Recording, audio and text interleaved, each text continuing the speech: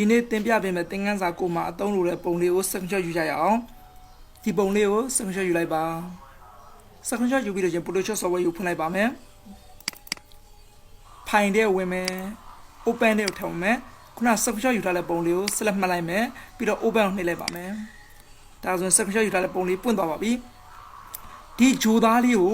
အရင်အယောင်ပြောင်းပြပါမယ်ဂျိုသားလေးကိုအယောင်ပြောင်းဖို့အတွက် image ထဲဝင်ပါ adjustment တွေကိုထည့်ပါမယ် adjustment ကနေပြီးတော့ repeat color ကိုထပ်ပြီးဝင်လိုက်ပါမယ်ဒီမှာ repeat color ပေါက်ကလေးပေါ်လိုက်ပေါ့နော်ဒီဘက်မှာဓာတ်၃ချောင်းရှိပါလေဓာတ်၃ချောင်းဒီဘက်ကအစွန်လေးဓာတ်လေးကိုတော့သူက eye dropper 2လို့ခေါ်ပါတယ်ဒါလေးကိုအရင် select မှတ်ထားမယ်နော် select မှတ်ပြီးတော့ကိုကဘယ်ဟာအယောင်ပြောင်းနေတာလဲဂျိုသားလေးကိုအယောင်ပြောင်းရင်ဂျိုသားလေးပေါ်မှာဓာတ်လေးနှစ်ဖို့သွားတောက်လိုက်ပါဒီမှာဂျိုသားပုံအဖြူလေးပေါ်လာပြီပေါ့နော်ဒီဘက်ကအတုံးလေးရှိတယ်ဒီအတုံးလေးကိုဆွဲကြည့်လိုက်ပါဆွဲကြည့်လို့ချင်းဂျိုသားပုံနဲ့မကောက်အောက်ကလေးပဲအဖြူတန်းဖြစ်လာတယ်သူကဥစဉ်တော့အယောင်ပြောင်းလိုက်လို့ရှင်ဒီအဖြူရောင်လေးကအကုန်ရောပြီးတော့အယောင်ပြောင်းအောင်နော်ခုချိန်မှာဥစဉ်တော့အယောင်ပြောင်းကြလို့ရှင်ဂျိုသားလေးနဲ့မကောက်အောက်ကအတန်းလေးနှစ်တန်းမှာရောအယောင်ပြောင်းပါလိမ့်မယ်ဒီနေရာလေးနှစ်နေရာပေါ့နော်ကဲဒီမှာနမူနာဆွဲပြီးတော့ဥစဉ်အယောင်ပြောင်းပြပါမယ်ဟောအပြောင်ကဂျိုသားလေးနဲ့မကောက်နော်အောက်ဒီမှာရောပြီးတော့အယောင်လေးပြောင်းနေတယ်နော်အဲ့တော့ဥစဉ်တော့ဂျိုသားလေးပဲတီးတန့်ပြောင်းနေတော့ဒီဘွားတုံးလေးကိုဆွဲလိုက်ပါမယ်ဂျိုသားလေးပဲကြံအောင်ဆွဲလိုက်မယ်နော်အဲ့တော့ဂျိုသားလေးပဲကြံတော့တယ်နော်အဲ့ဂျိုသားလေးပဲပြန်ကြံတော့တဲ့ခါမှာဒီဘက်ကတုံးလေးကိုဆွဲလိုက်ပါကိုပြောင်းနေတဲ့အယောင်ပေါ့ကွာဂျိုသားလေးကိုဘာအောင်ထားခြင်းလဲအစိမ်းအောင်လေးထားခြင်းအစိမ်းအောင်ပေါ့နော်ကြိုက်ပြီဆိုရင် okay ကိုနှိပ်လိုက်ပါဒါဆိုဂျိုသားလေးအယောင်ပြောင်းသွားပါပြီခုတခါဒီကအညိုတန်းလေးပေါ့နော်အဲ့ဒီအညိုတန်းလေးကိုပဲထပ်ပြီးတော့အယောင်ပြောင်းပါမယ်အယောင်ပြောင်းခုနတိုင်းပဲ image ထဲဝင်ပါ adjustment repeat color ဒီမှာ repeat color ပေါက်ပေါ်လာပြီပေါ့နော် eye dropper 2ကိုရွေးထားပြီးတော့ဓာတ်လေးနဲ့အယောင်ပြောင်းနေတဲ့ဒီအညိုပေါ်မှာသွားတစ်ချက်တောက်လိုက်ပါမယ်ဒီမှာအညိုတန်းလေးပေါ်လာပြီနော်ဒီတုံးလေးကိုဆွဲလိုက်ပါထင်ရှားတော့ဟောတအားဆွဲလိုက်လို့ရှင်အပေါ်ကဒီအမိုးတွေပါရောအယောင်ပြောင်းပါနော်ဒါအမိုးတွေမပါစေချင်တဲ့အတွက်ပြန်ဆွဲပါဒါဆိုရင်ဒီအညိုတန်းလေးပဲဒီမှာအဖြူအောင်ပေါ်နေနော်အဲ့ဒီပေါ်နေချိန်မှာကိုကဒီမှာဆွဲပြီးတော့အယောင်ပြောင်းလို့ရပါတယ်ဒီမှာအယောင်နည်းနည်းလေးပြောင်းသွားပြီနော်အောက်ကတုံးလေးတွေကိုလည်းကိုယ်စိတ်ကြိုက်ဆွဲကြည့်လိုက်ပါဘာတွေထူးကြလဲဆိုတော့တွေ့လာပါလိမ့်မယ်ကြိုက်ပြီဆိုတော့ okay ကိုနှိပ်လိုက်ပါဒီနည်းနဲ့အယောင်လေးကိုပြောင်းလို့ရပါတယ်ခုတစ်ခါကျွန်တော်2ပေါက်ထည့်နေတယ်ပြီးတော့ pan 2ကိုသွားသုံးကြမယ်ဒီပေါ်မှာ right click တစ်ချက်နှိပ်လိုက်ပါ pan 2ကိုယူလိုက်ပါဒီအပေါ်က menu bar မှာဦးဇင်းတို့ကဒီ clear ကောင်ကပတ်ကိုဦးဇင်းတို့ရွေးထားမှာနော်ပတ်ကိုရွေးထားပြီးလို့ရှိရင်ဒီအစွန်သားလေးမှာတစ်ချက်နှိပ်လိုက်ပေါ့နော်အဆက်ကလေးတစ်စက်နှိပ်မယ်ဒီမှာထပ်နှိပ်မယ်နှိပ်ပြီးလို့ရှိရင်သူကမောက်ကိုမလွတ်နဲ့နော်ဒီဦးဇင်းတို့ကြိုက်လို့ပြီးဆိုမောက်ကိုတစ်ခါတည်းဖိလိုက်ပြီးဆွဲလိုက်ပါမယ်အပေါ်မှာအမိုးလေးနဲ့ကွက်တီဖြစ်သွားအောင်ဆွဲလိုက်မယ်နော်ဒီမှာတအားဆွဲလိုက်ရင်ဖြစ်အောင်နော်အမိုးလေးနဲ့ကွက်တီကြပြီဆိုလို့ရှိရင်လွှတ်လိုက်ပါမယ်ဒီမှာပတ်လန်းကြောင်းဒီဘက်မှာပေါ့နော်အယိုးကြီးပေါ်နေသေးတယ်အဲ့ဒီအယိုးကြီးကိုချိုးမယ်ချိုးဖို့အတွက် keyboard ကနေ auto ကိုနှိပ်ထားမယ်နော်နှိပ်လိုက်ပဲခုနကတော့ asset ကလေးနေရာမှာပြန်ပြီးတော့တစ်ချက်နှိပ်လိုက်ပါမယ်ဒါဆိုအယိုးကြီးကျိုးသွားပြီနော်အဲ့ဒီအယိုးကြီးကျိုးသွားလို့ရှိရင်ဒီဘက်ကတစ်ခါထပ်ပြီးတော့ကိုလိုချင်နေရမှာပေါ့နော်မောက်ကလေးတစ်ချက် click လိုက်မယ် click လိုက်ပေါ့မောက်ကိုမလွတ်နဲ့နော်လက်ကလေးနဲ့ဖိလိုက်ပြီးတော့ဒီဘက်က UFO လေးရဲ့ဒီဘက်ကအစွဲလေးကိုညီအောင်ဆွဲလိုက်မယ်ပေါ့နော်ကိုကြိုက်ပြီဆိုရင်လွတ်ပါဒီကထီယိုယိုချိုးမယ်ချိုးဖို့အတွက် keyboard ကနေ auto ကိုနှိပ်ထားမယ်ဒီဘက်မှာတစ်ချက်ပြန်ပြီးတော့ click လိုက်ပါမယ်ဒါထီယိုချိုးသွားပြီနော်ဒီဘက်မှာတစ်ခါထပ်ပြီးတော့ mouse နဲ့ click လိုက်ပါမယ်ဒီကကြာအတန်းတန်းပဲလိုတာနော် तू ကတော့ထီယိုမလိုတဲ့အတွက်ဒါကိုထပ်ပြီးမဆွဲတော့ပါဘူးဘုရားဒီအဝိုင်းကိုတစ်ခါလုံးမယ်ပေါ့နော်အဝိုင်းလုံးဖို့ဒီမှာပြန်ပြီးတော့အနီးကကြည့်လိုက်ပါဒီမှာဆိုလို့ရှိရင်မောက်ကလေးမှာ तू ကအဆက်ကလေးတစ်စက်ပေါ်နေနော်ဒီမှာကြည့်ကျန်းနေရဆိုရင်အဝိုင်းလေးပေါ်ဒီလိုမှာအဝိုင်းလေးပေါ်နေတယ်ပေါ့နော်ဒါဒီစမှတ်နဲ့စုံမှတ်နဲ့စုံသွားလို့အဝိုင်းပေါ်လာပါအဲ့ဒီအဝိုင်းပေါ်တစ်ချက်လိုက်မယ်တော့စမှတ်နဲ့စုံမှတ်နဲ့စုံသွားပြီပေါ့နော်အဲ့ဒီမှာမောက်ကိုဖိလဲပြီးရောဒီဘက်က UFO အစွဲတစ်ခုနဲ့ညီအောင်ဆွဲလိုက်မယ်ကြိုက်ပြီဆိုရင်လွှတ်လိုက်ပါဒါဆိုရင်ပတ်လန်းချောင်းလေးဖြစ်သွားပါပြီပတ်လန်းချောင်းလေးဖြစ်သွားလာတော့ဒီမှာ layer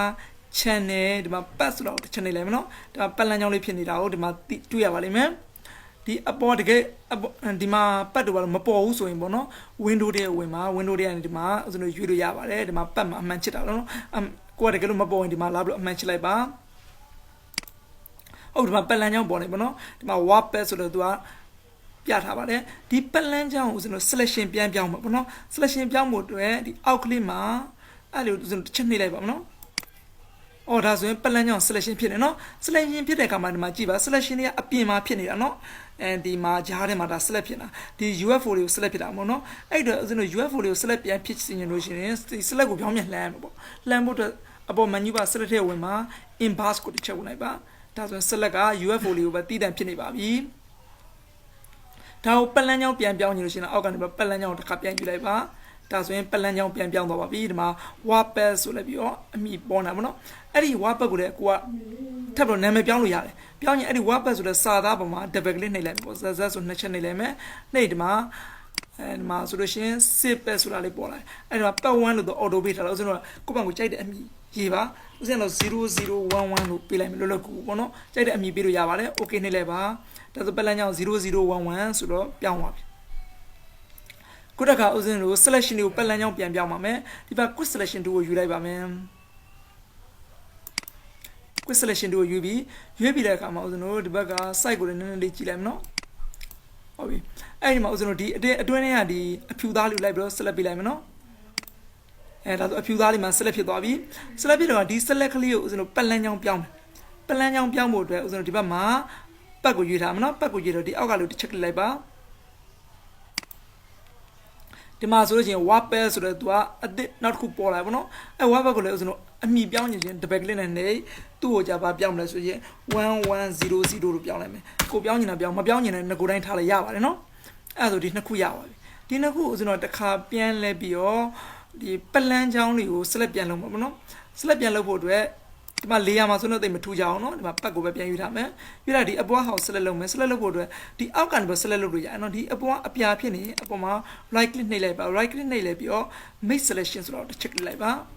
ါဒါမျိုး make selection dialog box လေးပေါ်လာပါပြီအပေါ်က new selection ကိုပဲရွေးလိုက်ပြီး okay နှိပ်လိုက်ပါဒီမှာအပေါ်ကပတ်လန်းချောင်းရ select ဖြစ်ပြောင်းသွားပြီနော်ထို့တူအောက်ကဒီ1100တဲ့ အလားတူပြောင်းပေါ့နော်အဲ့မှာ select ပေးလေပေါ့ right click နှိပ်ပြီးတော့ make selection ကိုပြောင်းလိုက်ပါခုတစ်ခါကျ new selection ဆိုရင်ငကိုတိုင်းနဲ့တူပါမနော်ဒီလက်ရှိ select ဖြစ်နေတာဒီ UFO တစ်ခုလုံး select ဖြစ်နေပေါ့နော်အဲ့ဒီ select ဖြစ်နေတဲ့အတွင်းထဲမှာဒီအဖြူသားလေးကိုနှုတ်ယူမယ်ဆိုလို့ရှိရင်ဒါဒီမှာဆိုရင် subtract from selection ဆိုတာရှိတယ်နော်အဲ့ဒါကိုတစ်ချက်လိုက်ပ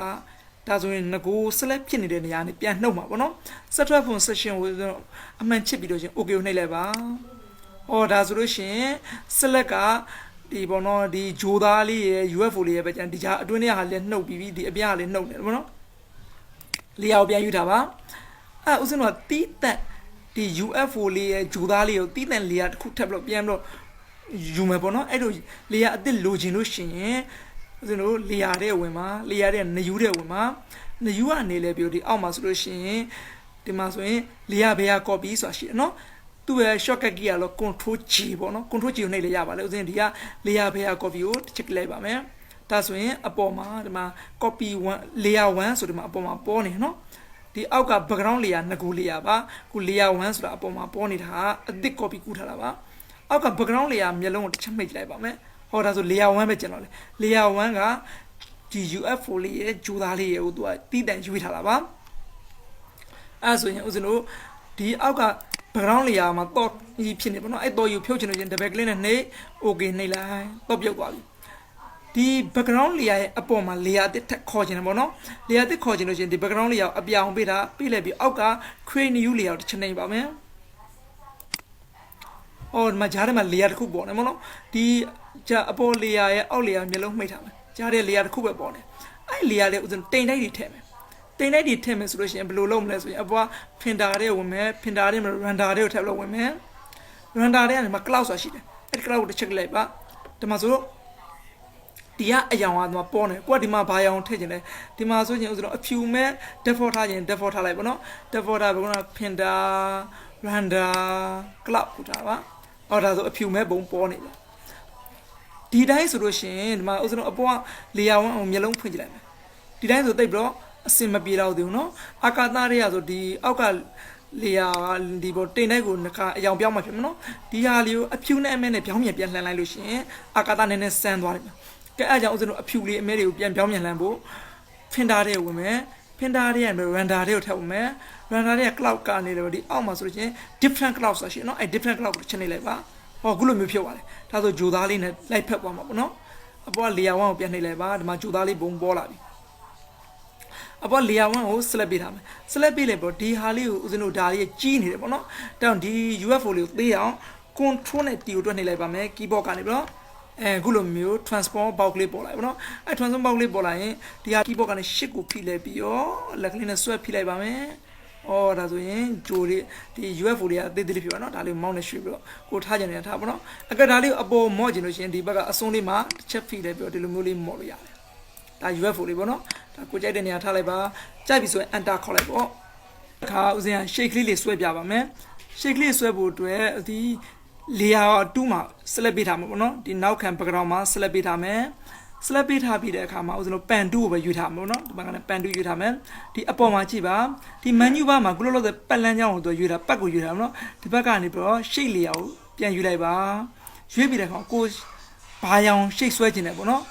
ကိုကအနီအောင်ဆွဲခြင်းလို့ရှိရင်ဒီမှာအနီအောင်ပေါ့ဒီ foreground မှာအရောင်ပြောင်းလို့ရပါတယ်ကိုကဒီမှာအနီအောင်ကြိုက်ရင်အနီအောင်အကယ်၍ဒီမှာအစိမ်းအောင်ကြိုက်လို့ရှိရင်အစိမ်းအောင်ပေါ့နော်ဦးဇင်းအစိမ်းအောင်ဆွဲပါမယ် okay နှိပ်လိုက်မယ်ဒီမှာချက်မောက်ကလစ်လိုက်မယ်ဒီမှာတစ်ချက်ကလစ်လိုက်ပြီးတော့ဒီလိုမျိုးဆွဲလိုက်မယ်အစိမ်းအောင်ပေါ်လာလိမ့်မယ်ဟောအစိမ်းအောင်ပေါ်လာနော်ဒီမှာတစ်ချက်လိုက်မယ်ကလစ်ပြီးဒီလိုမျိုးဆွဲလိုက်မယ်အစိမ်းအောင်လေးပေါ်လာပြီနော်ဒါဆိုဦးဇင်းတို့ shake လေးတစ်ခုရသွားပြီပေါ့ဒီ shake မှာဘေးမှာမြားလေးပေါ်နေတော့နော်အဲ့ဒီပေါ်ဒီ shake ပေါ်လေးမှာတစ်ပတ်ကလေးနှိပ်လိုက်ပါဒါဆိုရင်ဒီ shake လေးကဒါရသွားပြီပေါ့ဒီ shake လေးကိုဦးဇင်းကဒီမှာဆိုတအိုက်အရောင်ကတောင့်နေတယ်အဲ့ဒါမှန်အောင်လုပ်မယ်ဆိုဒီမှာ opacity မှာဦးဇင်းတို့30လောက်ထားလိုက်မယ်ဒီလိုမျိုးဖြစ်ပါနော်လုံးလုံးအပြည့်ထားမယ်ဆိုရင်100ထားလိုက်ပေါ့ကိုဒီမှာ100ထားလိုက်လို့ရှိရင်နော်ဒါတအားပြည့်သွားမှာပေါ့ဒါ100ထားလိုက်ပါ100ထားလိုက်ပြီးရောအခုတစ်ခါဒီ shake လေးတွေကနေပြီးပြန်တော့ထပ်နှုတ်မယ်နော် shake လေးတွေကပြန်နှုတ်မယ်ဆိုလို့ရှိရင်ဘယ်လိုလုပ်ရမလဲဆိုရင်ဒီလောလောဆယ်ပေါ့နော်ဒီ pen 2ကိုရွေးထားမယ် pen 2ကိုရွေးမယ် pen 2ကိုရွေးပြီးတဲ့အခါမှာဒီ shake လေးကအကွက်ကလေးပေါ်မှာတစ်ချက်လိုက်ပါမယ်အခုလိုအကွက်ကလေးပေါ်မှာ clip ပြီးပါပြီနော် clip ပြီးသွားခါဒီအပေါ်မှာကြည့်ပါဒါက negotiate တိုင်းဒါ shake ကိုပေါင်းလာပါဒါက negotiate တဲ့နှုတ်ထားဒါနှစ်ခုဆက်တဲ့နေရာမှာဒါယူလာပါကိုယ့်ဘက်ကို like click လိုက်ပါ click ရင်ပို့ပြီးတော့ကျွမ်းပါပါလိမ့်မယ်ကဲဒါလေးကိုကျွန်တော်ယူလိုက်မယ်ပေါ့နော် set trap from shake area ဆိုလဲယူမယ်ယူလိုက်ပါဒီချက်မှာကျွန်တော် shake တစ်ခုဆွဲမယ်ကိုယ့်ဘက်ကိုမဆွဲချင်လို့ရှိရင်ဒီဘက်က custom ထဲမှာဝင်လိုက်ပြီးတော့ဒီမှာ custom shake 2တဲ့ကိုယူလိုက်ပါဒီကကိုကြိုက်တဲ့ပုံတွေမှာအများကြီးယူလို့ရတယ်နော်ဒီမှာခရုပုံလေးလိုချင်ခရုပုံလေးမှာယုံရုပ်ကလေးလိုချင်ယုံရုပ်ကလေးပေါ့ဒီမှာအများကြီးရှိပါတယ်ဒီ shade ထဲမှာနော်ဒီဘက်မှာမြားလေးကိုတစ်ခါရွေးလိုက်လို့ရှိရင်ဒီမှာအများကြီးရှိသေးတယ်ဒီ all ကနေကိုရွေးချင်တာရွေးလို့ရပါတယ်ဥစ္စာဒီမှာယုံရုပ်ကလေးကိုယူလိုက်မယ်နော်ယုံကလေးကိုစကင်းညီလေးဖြစ်အောင် keyboard ကနေလည်းပြီးတော့ shift key ကိုဖိထားမယ်ဖိလိုက်ပါဒီမှာယုံရုပ်ကလေးဆွဲမယ်ပေါ့နော်ဟောဒီမှာယုံကလေးရတယ်ဒါလေးကယုံကလေးကခုနက shade ထဲမှာဖောက်သွားတာနော်အဲမှာကြည့်လိုက်ပါဒါလေးကိုဆွဲကြည့်မယ်အော်ယုံကလေးကနောက်ကလေးမှာသွားဖောက်သွားတာပေါ့နော်တိမ်တိုက်ပါဖောက်သွားပြီဒီမှာယုံဒါ shake လေးရပါပြီပေါ့ဒီ shake လေးကိုနည်းနည်းလေး short ခြင်း opacity မှာ50လောက်ထားလိုက်ပေါ့ဒီလိုမျိုးလေးဖြစ်သွားမှာပေါ့ဟုတ်ပြီဒီမှာနောက်ခါ layer 1 layer 2မှာပြန်ရွေးထားမယ်ရွေးလိုက်ပြီးတော့အသစ် shade တစ်ခုထပ်ဆွဲကြရအောင်ခုန custom ဒီဘက်ကဝင်လိုက်ပြီးဒီမှာ custom shade 2ကိုရွေးလိုက်ပြီးတော့ဒီမှာ bio ကလေးဆွဲခြင်းနဲ့ဒီမှာဆိုရင်ငါးလေးရှိတယ်နော်ငါးလေးကိုဆွဲမယ်ဆွဲဖို့တော့ဒီငါးလေးကိုဆိုလို့ရှိရင်ကိုအယောင်ဘာယောင်ထားမှာလဲဒီမှာကာလာမှာကြိုက်တဲ့အယောင်ထားလို့ရတယ်ပေါ့နော်ကိုကအနီအောင်လေးဖြောင်းထားလိုက်မယ် okay နှိပ်လိုက်မယ်နှိပ်ပြီးဒီမှာစကင်းညီဖြောင်း keyboard ကနေရှစ်ကိုဖိတာပေါ့နော်ဖိတယ်ပြီးဒီမှာငါးရုပ်ကလေးဆွဲလိုက်ပါမယ်လွတ်လိုက်ပါမယ်ဒီမှာငါးအနီအောင်လေးရသွားပြီပေါ့ဒါဆိုဂုဏီနဲ့ဦးဇင်းတို့ shade တွေလည်းဆွဲလို့ရပါတယ်ခုနက pen 2တွေကိုလည်းအသုံးပြုတတ်သွားပါပြီ